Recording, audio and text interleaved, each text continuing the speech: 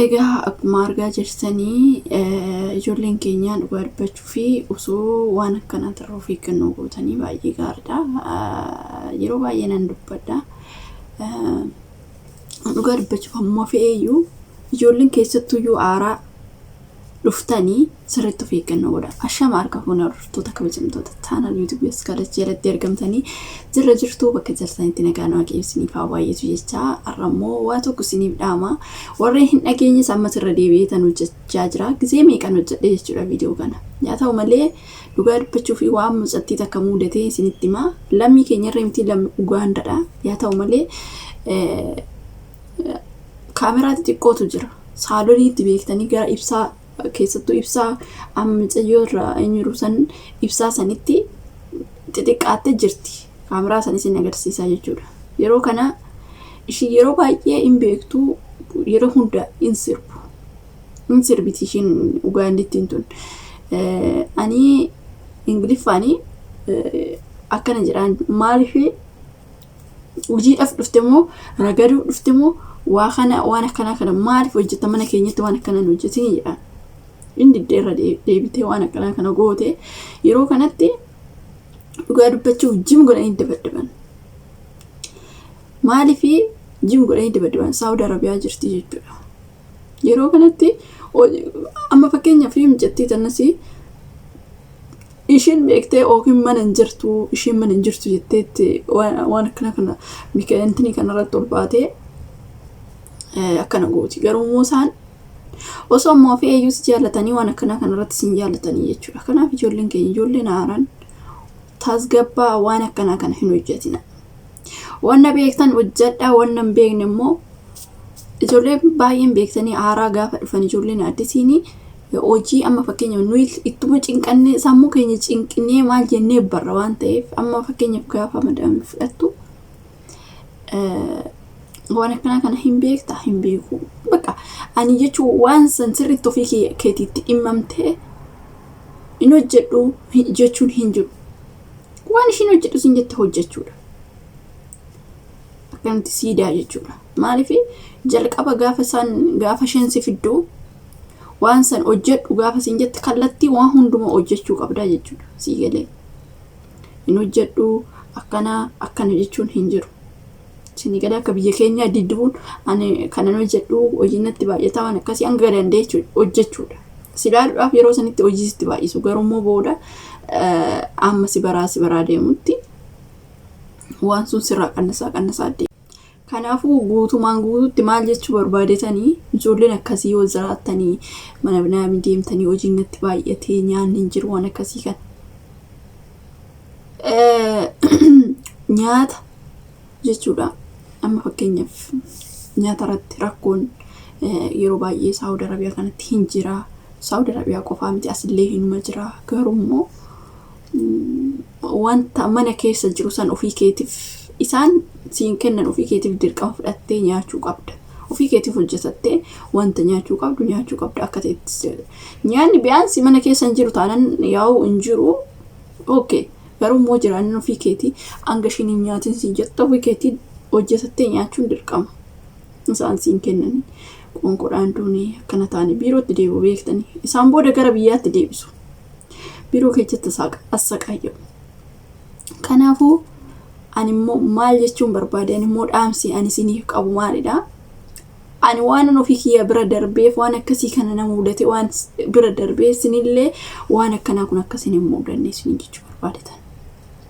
Tarii bakka beektanii yeroo sitti waa hundumatu isinitti cimuu danda'a.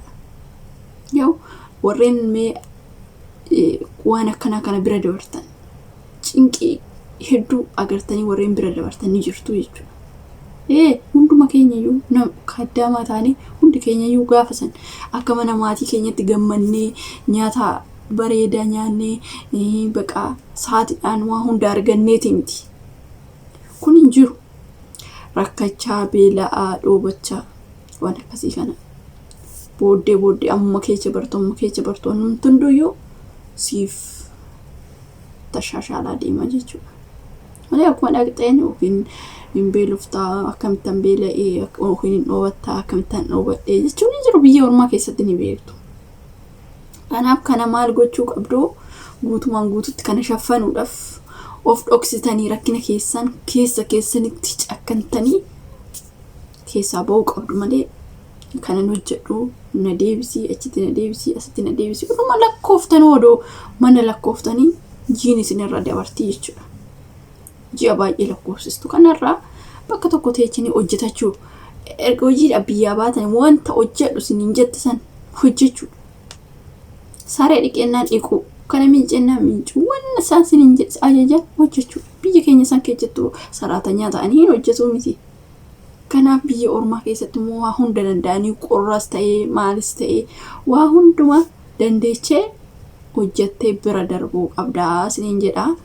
So ani waa'ee mucattii sanarratti irratti kanan dhufee waa'ee ijoollee mana madaamii deemanii biqaa beektanii akka TikTok irratti follow barbaadeef waa baay'ee hojjetu diraamaa hojjennaa maal goonaa achirra ol koruu kana fuudhuu nyaata uka keessa gadi godhatu waan isaan hin hojjenne waan isaan nun goone hin jiru jechuudha dhugaa dubbachuuf. Dhibaa baay'een argaa oola. Isaanis akkuma hin argu. Kaameraa qabu kaameraan ani hin argu. Bilbiluma isaaniitiin irree hin jira tooftan ittiin nama ilaalanii jechuudha. Dhugaa dubbachuuf ijoolleen nuuf illee naan jedhanii turanii akka kaameraatti bilbilan biraatiin bilbilumti kee akkaataa si waraabutu jira jechuudha. Tooftan waa baay'eetu jira. Garuu immoo madaamiin lafaa kaatee ijoollee hin tumtu labadan. Minim lafaa ka'ee osoo waan mafee jiru ta'e ati waa balleessitu malee sin tumtu.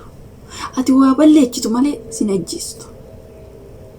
Ani dhugaa dubbachuuf hin beeku ani qalaxiin sin jira garuu hangaa kana hundatti waan kanarraa of eeggannoo gootanii mana namaatitti mana keessan hin jirtanii bashannanuu barbaadan yookiin immoo ani beektanii sammuu keessan boqachiisuu boqonnaa kennuu fi gaafa barbaadanii moo laazim sirba eecha akka jirtu hin beektaa maalirraa akka jirtu hin beektaa sirbuu maa barbaachise teecha akka nama kamiititti liiviyoo seente rakkoo hin qabu.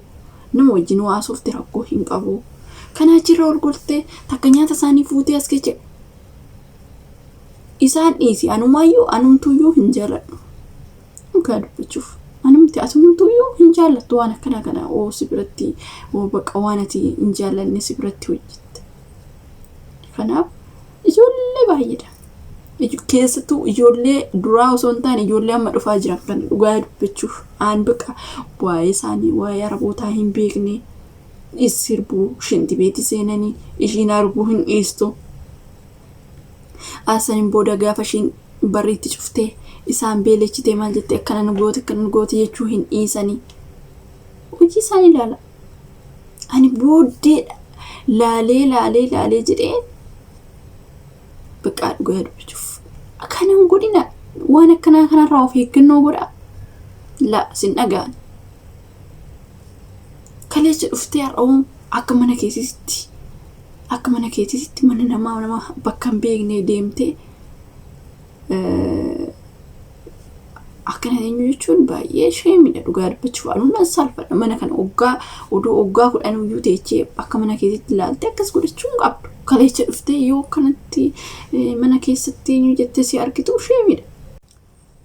TikTokiin kun waan qabuun beekanii gin otoo waan kanarraa of eeggannoo gootanii baay'ee gaariidha.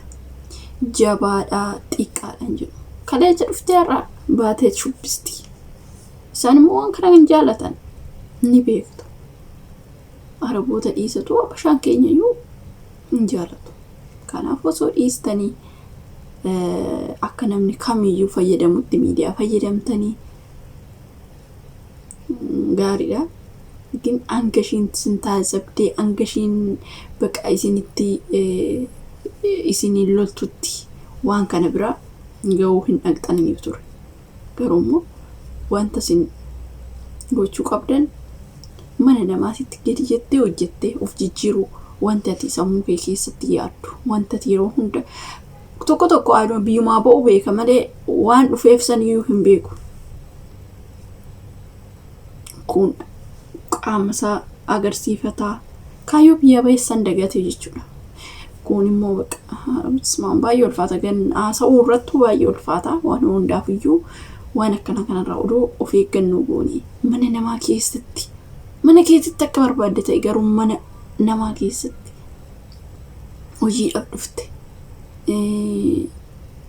of jijjiiruudhaaf dhufte isaan akkana yeroo hunda maaltiin nu waqqasan nyaata dhabdeetii dhufte jedhu birrii dhabnaan dhufte jedhu kana argannaan bakka inni jira mitiire wanti ittiin nama waqqasan baay'eetu jira garuu immoo obsinii waa hundumaayyuu dabarsaa jira.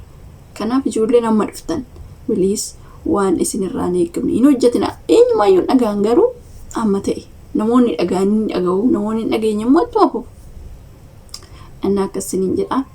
Video biraatiin anka walitti deebinutti turtii gaarii qabaadhaa. Yeroo baay'ee irra deebi'eetan hojjedhaa. Ammas baqa namni dhiisu hin jiru amma ammaatti namni dhiisallee hin jiru.